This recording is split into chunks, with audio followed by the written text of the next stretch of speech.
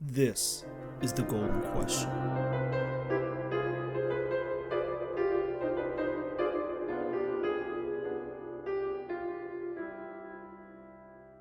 Hello, hello. And today's video is not going to be a podcast. It's just going to be a reaction video towards Peter Schiff's answering of my question that I posed in one of his podcasts. This isn't the first time I've interacted with Peter Schiff. I actually met him in real life at the housing bubble event premiere in New York City. I actually was there with him, and I asked him a question. So let's go ahead. I'm going to play the video, and I'll stop it, and we'll dissect different parts. And he pronounced my name wrong. It was Atmanzayer, but he pronounced it Atmarzayer. So that's why he said it. But I mean, I don't blame him. He's answering a lot of questions. So let's get started. From Atmar Zaire, should we just eliminate or ban debt and that will fix our problems? So as you can see, I asked him, should we ban or eliminate debt? Because again, my philosophy is that debt is a big source of our problem. The fact that we have debt in society, and mainly debt, again, that's fueled by paying a premium on debt via interest rates. Regardless if they're negative or positive, there's still a premium there on either party. And I think that also fuels debt, right? If we had interest rates, and again, I don't believe in having interest rates set by an agency. I think naturally free markets would balance out. If we were on a gold standard, the free market would balance itself out to having 0% interest rates, because again, gold has a stable store of value. So naturally, its interest rates are zero. If interest rates are positive, that means gold is deflationary, and the money, the value of money is deflationary. If interest rates are negative, that means the value of money is inflationary. So gold is neither one of those. Gold is stable, and ideally in the free market, interest rates would stabilize themselves to 0%. And again, when I say interest rates, I'm not talking about a stable, broad-based, centrally imposed interest rates.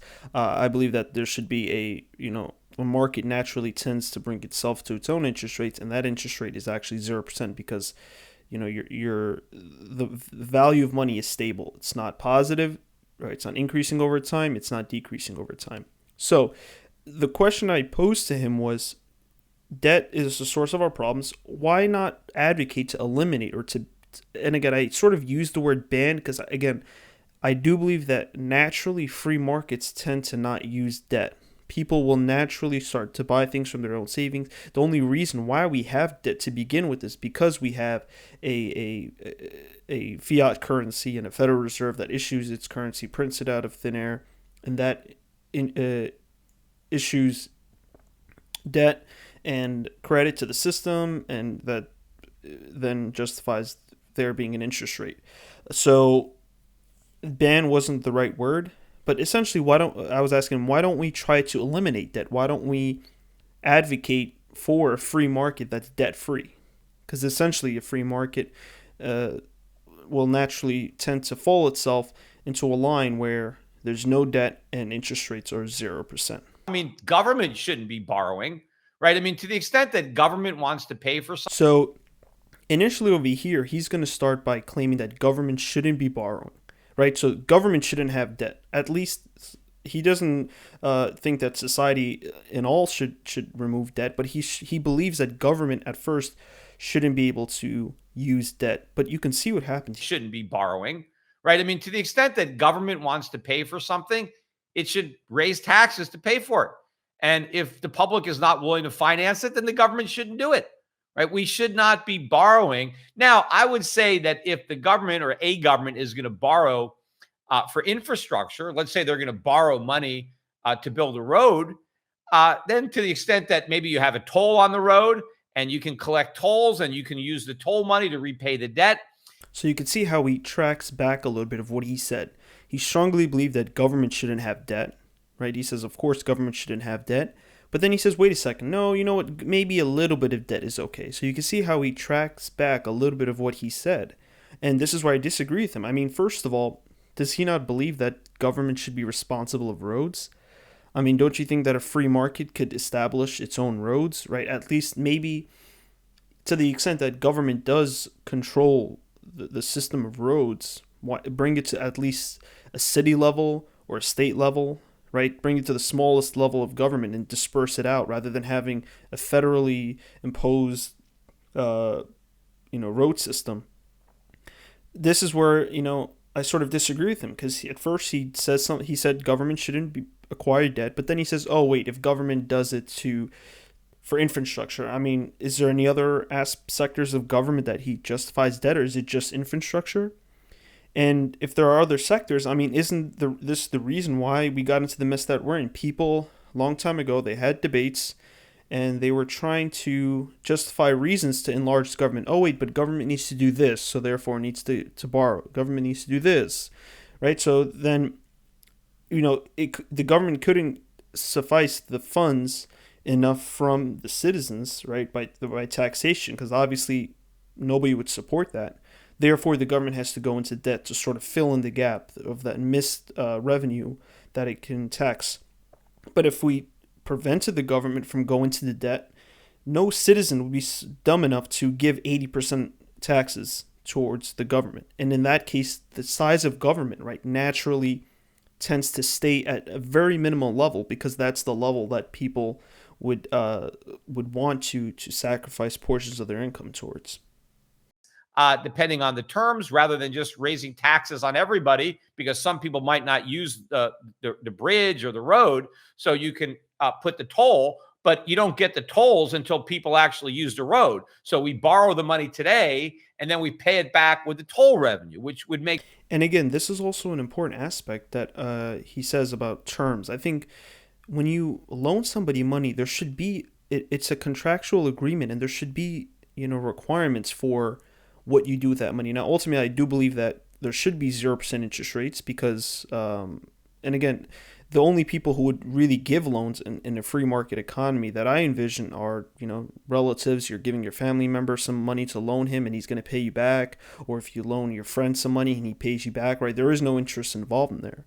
But even to the extent that you're loaning your friend, you should probably put some terms. Oh, he can't use this to purchase this, or he can't use this to purchase this. So you put some limitations on that contract, and this is sort of an expense to him. Now he gets money for free, right? He's acquiring all this money for the money that you've given him without him ever working. But the caveat is his freedom gets limited, right? When you use your own money, you have the freedom to spend it wherever you want, whenever you want.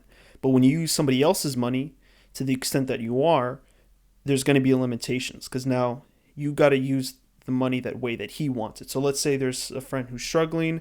I can't afford to just give him charity. I can't afford to just give him money. So I tell him, you know what? I'll give you this large sum of money, and in fact, you can pay me back this much or pay me back the entire thing. But again, you tell him, I want you to use this money towards this, or you're going to tell me exactly what you're going to use this money for. You're not going to just go ahead and buy drugs or do other illegal stuff. So the terms, I think, is very important to when you're making a contract with someone. Having the terms written, laid out, I think is very important. Makes sense. So there are certain circumstances where I would say a government borrowing is okay. And maybe during emergencies, like a war, we borrowed money during World War II. And now he brings up the emergencies, right? If there's justification during emergencies, we should be able to, the government should be able to go into debt. And again, I don't agree with this because, again, during emergencies is when our problems with debt become even more exponential, and government really starts to grow during times of crises. So I do not believe that even during the times of crisis that justifies the government going into debt. And in fact, this goes to the aspect of the prudency of the government. The government should have savings of its own so that during a time of war, it could then use its savings, just as how an individual himself would save during times of crisis for him, right? A business should also save. A government third should also save. And be prudent in the way it uses its money. And in fact, with its revenue, I mean, if there is going to be a a taxable rate, a broad-based fixed taxable rate, most of that money is actually going to be more than what the government actually does, the federal government. And again, this also can escalate down to smaller governments, but the federal government really isn't really doing much at all.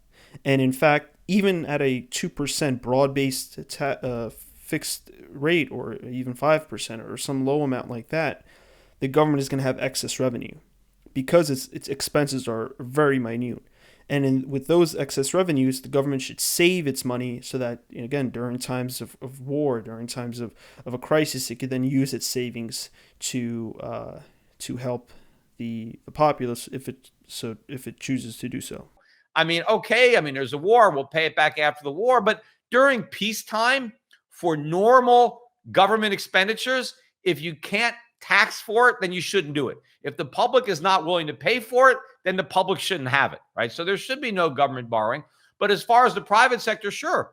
But the government. So now he's going to talk about the private. He's going to try to justify private sector borrowing, and he's going to delineate between having businesses borrow money and consumers borrow money. So let's hear his response on that. Government shouldn't subsidize it and make it easier, because what we. And this is something that he says here. I'm sorry if I'm pausing, but I want to get to each individual point right after he says it so that we don't forget. He says government shouldn't make debt easier. So in order for that statement to make sense, debt needs to be something that is wrong, right? Something that's morally wrong. And if the government is making that morally wrong action easier to do, then that statement makes sense. But he's saying that debt is okay, but the government is making it easier. Well, if it's okay and the government is making it easier to do something that's okay, then it shouldn't be wrong. In fact, shouldn't that be a good thing, right? If the government makes it easier to give to charity, that's a good thing. If the government makes it easier for me to exercise my freedom, that's okay, right? If you have good things that the government makes it easier for you to do, right? The government makes it easier for me to operate my business. The government makes it easier for me to blank, fill in the blank. If the blank is good, then the government that's making that good thing easier is still a good thing. Now, if the government is making something bad easier, then that's bad, right? If the government is making it easier to murder someone, or if the government is making it easier to lie or to deceit, or in this case, making it easier to go into debt, that's a bad thing. But that only is true because debt in and of itself is a bad thing. So debt is a bad thing that people avoid, and yet the government is making it easier for us to go into debt, which is making it less easier to avoid it. So this is, again, something that I think Peter says that is important, but he sort of doesn't follow along with his own logic. Want is businesses to borrow money to make capital investments. That benefits everybody. It benefits the lender because he gets a return on his capital. He gets interest. It benefits the borrower because he buys a piece of machinery that improves the productivity of his workforce. Now, he says over here that businesses should be able to take on debt so that they can, and it benefits everybody, right? So that they can buy equipment that makes their manufacturing more efficient, cheaper, and then they could issue goods at a lower price. So let's dissect that a little bit. First of all, if I'm going into debt to make my manufacturing easier, is that the only way for me to make my manufacturing easier? Can't I actually use my savings instead to then use those funds to make manufacturing easier? And in fact, if I'm using debt to do that, am I really making that manufacturing easier, or am I just funneling in money to cover some of the expenses, right? When you make an investment, you change the way the manufacturing actually works. But if you're just using debt to cover some of your expenses, and once the debt goes away, you still have those expenses, you haven't really made your business more efficient. In order to make your business more efficient, you have to actually naturally lower down your expenses without the use of debt. So he says that businesses, it benefits everybody. I mean, can't you use that same excuse for an individual, a consumer, right? He says that, right, if a consumer wants to go into debt to purchase a good, that good could benefit him, right? Let's say he purchased a nice, comfortable bed. That bed can elongate his life, right? He can live longer, he can feel more relaxed, he can sleep better, but and then the borrower benefits, he gets interest. So how come in that situation debt is not okay, but in a business situation it is okay? So you have to stay consistent here. So now he can pay back the loan with his extra profits plus the interest. Society benefits now because there's more goods to buy, so prices can come down. The workers benefit from those loans because now they're more productive because they have capital, and because they're more productive, they can earn higher real wages. So that's fine. What I don't like is consumption. And again, here, I mean, for when you talk about consumption for an individual, excuse me, if you're talking about consumption on an individual basis, consumption to an individual is the same thing as expenditures for a business, right? The business is consuming, those are its expenses. An individual consumes, that's his expenses also. So they're relatively the same thing. It's not like consumption for an individual is different for from an expense of a business. It's the same thing. They're both getting their balances credited. They're both getting their balances deducted. So again, you have to stay consistent here. If a business can go into debt to help increase its revenue, so can an individual. If an individual goes into debt to increase his happiness or to prolong his life, isn't that an okay thing? You have to stay consistent. Borrowing. I don't like it when people borrow to buy consumer goods or borrow to take a vacation. That is a bad use of credit because society doesn't benefit from that because there's no extra production, there's no capital investment. And unlike business loans, if I borrow money and I make a capital investment that makes my business more productive, I pay off my loan out of my increased productivity. So the loan pays for itself. But if I'm So, I mean, you could say this for consumer goods also, right? The reason why that consumers buy goods is so that it can make their lives easier and in effect make themselves more productive. Right? If I can buy a bed that makes me sleep more comfortable, but I could sleep fewer hours, then I have more hours to work. I mean, all these goods, all these consumer goods make our lives easier. So couldn't somebody justify debt that way also from a consumer level? So again, you have to stay consistent here. If you're saying that debt is bad, it's bad across all levels. It's not just bad for consumers and good for businesses. You have to stay consistent. a consumer and I just borrow money to buy stuff, and I don't acquire an asset that generates income, how do I repay the loan? I can't unless I just consume less in the future, which is the problem with consumer loans. If you borrow to consume today, you end up consuming less tomorrow because you have to pay for the money you borrowed plus interest. And again, this also, you could apply the same logic that he did for business, right? If a business borrows money now, yes, you could pay back the principal, but then there's interest. So you decrease some of your future revenue so that you could pay for the interest on your loan now. So you sort of lower your future revenue and in sacrifice for an increased revenue now. Okay? Now, again, you could also say that, well, it's unproportional, right? If I'm making 100 million in revenues this year, but with this loan, I can then increase my revenues to 150, but then my interest on my loan is only 20, right? I'm still making net benefit. But again, it's a moral hazard, right? It's very hard to gauge whether or not the money that you get from a loan will actually improve your business. And a lot of the times, again, as I said before, what happens is businesses just use these loans to cover some of their expenses, right? And again, if you're going to justify yourself using a loan to then actually increase the efficiency of your business by actually investing in ways to make your business more efficient rather than just covering your expenses, why not do it through equity, right? Why not actually acquire equity, acquire investors who are willing to either take royalties or take shares from your company? Why not do it, I would say the more authentic way rather than just acquiring debt and paying back interest? You could acquire your equity from, again, investors, and then you can pay them in return in dividends, or they just hold shares of your company, or you could pay them royalties. And the problem that occurs is Investors, on the other hand, who are giving you money, they actually want to see your business succeed long term. They care about your business, and they could, offer advice, and you get more help from investors than you do from lenders who are just lending you money and want interest in return. Those lenders, they don't care about how your business goes. For all they care, you could steal the money and give them back their principal plus the interest, and they would see it's fine.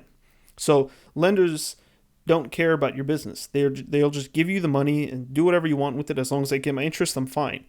When you have investors who are there, investors are there more for the long term. They want to see your business succeed, so they can obviously increase the royalties, increase the value of their shares, and effectively increasing the return. So investors are there long term. You could, if you really want to improve the efficiency of your business, go through the equity markets, and you'll get much more higher quality of equity.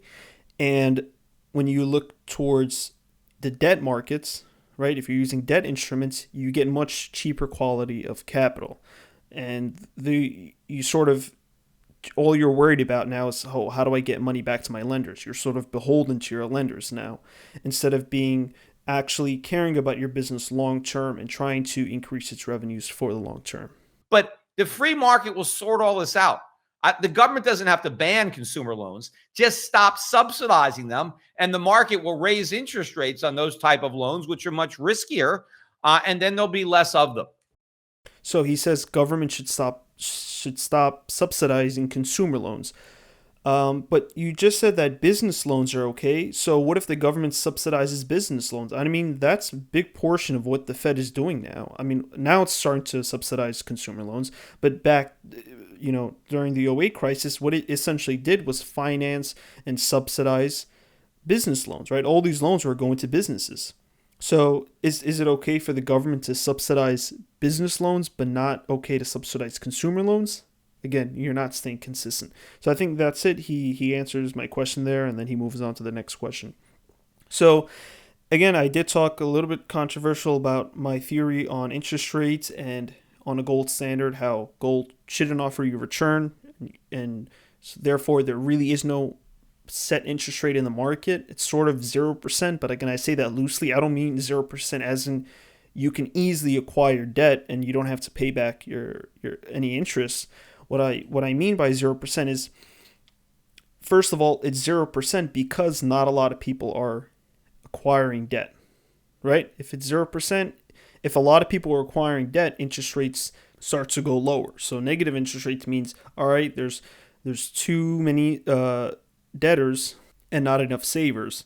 So the free market naturally brings up interest rates to a positive rate, and then if it goes too positive, then it signals to the markets that there's too many savers, there are not enough debtors. But a 0%, again, is that perfect balance level between debtors and savers, right? So again, when I say 0% interest rates, I mean that there's a balancing effort between debtors and creditors, and there aren't as many people. There's not a lot of people acquiring debt, and if they do, they can acquire debt. Which again, I'm trying to stress out that in a free market, the free market economy that I envision, people aren't going on debt. Okay, as I said, the only reason why people would give out loans or take loans is to friends, neighbors, family. Let's say you don't have enough capital to just let it go out as an expense. You can loan it out to individuals, and then you get back what you loaned out. And again, who would do, you right? You would say, who would do this? Who would just loan out money for free? You would do so maybe to your friends, to your cousins, to your neighbors, and it's sort of like it's a charitable way of loaning out money without actually. It's a charitable way of giving out money without actually taking an expense. But again, in a free market, very few people are going to go into debt. There isn't going to be this huge financial debt market where individuals go in and acquire debt, and then there's actually a profit mechanism on debt. And again, when I look at interest rates, I see it as a profitable way of loaning out money, of acquiring debt. And again, that incentivizes people to go into debt. So again, when I see positive interest rates, it's sort of incentivizing people to loan out as much money as possible because you're promised this return. And when that happens to an extent, then interest rates go negative, and then it stops people from requiring debt because now the savers are paying to save their money. So in that event, people stop saving. And again, this makes more sense in a gold standard, but essentially, people stop saving, as in people stop putting their money into the bank. The banks have less savings, then they're forced to tick up interest rates so that they can incentivize savers to then loan out more money. But again, you could see here the market forces, if they're positive, market forces brings them down, and if they're negative, market forces bring them up. Therefore, the stabilizing level is 0%. Again, I could go through a whole nother video explaining this and explaining the intricacies of this, but I think, unfortunately, I think Peter has it wrong here. He sort of goes on the right track. He says government shouldn't have debt, and then he sidetracks a little bit, and then he says consumers shouldn't have debt, but he justifies businesses having debt. And again, businesses, consumers, yes, they have different terminologies and how they operate their lives essentially, but it's all equitable. It's all equal, right? And a consumer consuming is the same thing as a business expensing. So if you're justifying businesses to take on debt to then uh, to go on to then justify their expenses, a consumer could also justify their debt by then saying, "Hey, this is just making my life better. I should this expense is justified." So I mean, I don't know if Peter may watch this. If he does, I really want him to delve into this, because ultimately what'll happen is, I do think that in the future, I mean, we're already seeing that the people are starting to realize that debt is a problem, and but unfortunately they say debt is a problem, but then they quickly start justifying debt in certain scenarios. I think you have to stay consistent and say that debt is bad across all boards. I mean, societies, civilizations in the past all came to a conclusion that debt is bad. And I'm again not a historian. I don't know a lot of the different histories about different civilizations, but I do know that debt is something that, in conclusion, was seen as a bad thing, right? All societies talk about debt as this negative thing. It's only this recent revelation that it's wrong, but it's telling people that debt, it's an okay thing, right? And now, actually, the current state that we live in right now, the 21st century, debt is now seen as a good thing, right? We've shifted. We've went from people saying debt is absolutely a bad thing. It's only the lower scums of society acquire debt, and it's seen as a sinful act. It's seen as an evil act. To then debt seen as an okay thing, like, yeah, avoid it, but it's I mean, if you're gonna do it, try to do it to a minimal level, but try to avoid it. To now, 21st century, where now it's like, go ahead, use debt is actually good. That's how you actually grow your business. That's how you actually make your lives better. So we've seen the shift. I think Peter Schiff now and a lot of these Austrian economists need to acknowledge debt for what it is, and it's actually a bad thing for an economy. And I do want to see some economists reply to this concept of eliminating debt. Not as I did portray to Peter Schiff as sort of a governmental thing where the government actually needs to then ban debt. But what I see is societies, free markets naturally tend to move away from debt. And what government does instead is it subsidizes debt. It actually encourages debt, and then the market gets manipulated into acquiring debt. But it's not a natural thing. Debt is not a natural thing for a market. Guys, I just wanted to make a quick addition to what I said, and sort of I want to make a point straight that I'm not advocating for low, like 0% interest rates, in the sense that we should have 0% interest rates set now. And again, I can point you to a video of where Peter Schiff says that somebody asked him, doesn't the United States actually have the highest interest rate relative to all the other central banks, right? All the other central banks are negative. The United States is still technically positive, right? 0.25, or relatively at zero. And again, some of you might be listening to what I'm saying about interest rates and ask me, wait a second, Aren't interest rates zero? Isn't that the source of this problem? Don't we want interest rates to creep back up so we can, fix the problem that we're in? And again, I would respond to that by a way that Peter responded to it, in that he said that real interest rates are actually negative in the United States, and actually way negative, because of our inflation, because of the CPI. It's not really an accurate number for the CPI. CPI, what is around 2%, but in fact, me and him agree that the CPI is a lot higher than it is. And again, the inflation rate, you can just subtract it from the federal funds rate, and then you get your real interest rate. So in fact, our real interest rates are really negative. I would argue maybe they're at around -5%, -4%, -5% once you include inflation. And when people argue that interest rates should be at a higher rate, the federal funds rate, that again is going to be offset by the inflation rate, and then you'll have a 0% real interest rate. So if we have real interest rates now of -5%, and then people are advocating for the federal funds rate to be set at 5%, what that actually does is it creates real interest rates at a 0% level. So that's what I'm advocating for. People need to understand that in a free market, in a gold standard free market where there's no inflation, there's no deflation, market rates, and again I say market rates loosely because it's not a centrally planned interest rate, but market rates are 0%, right? There's no inflation, there's no deflation, and the money supply and the value of money is stable. It's at 0%. The reason why we have the fiat currency that we have now naturally puts our interest rates negative to below 0%. And then the Fed then goes ahead and tacks on a little bit of interest, but it doesn't balance it fully. If the inflation, as I say, at -5, if inflation is at 5%, which remember it's negative, and the Fed then makes interest rates 2%, we're still negative. So again, people need to understand that how, and again, this is all my opinion, this is all my theory of how inflation rates work in the market. So I think, again, I could make another video explaining this. This video's gotten actually really long, and this is probably going to be the longest video that I've ever posted. And I'll try to condense my videos to make them shorter. So that's just a quick clarification.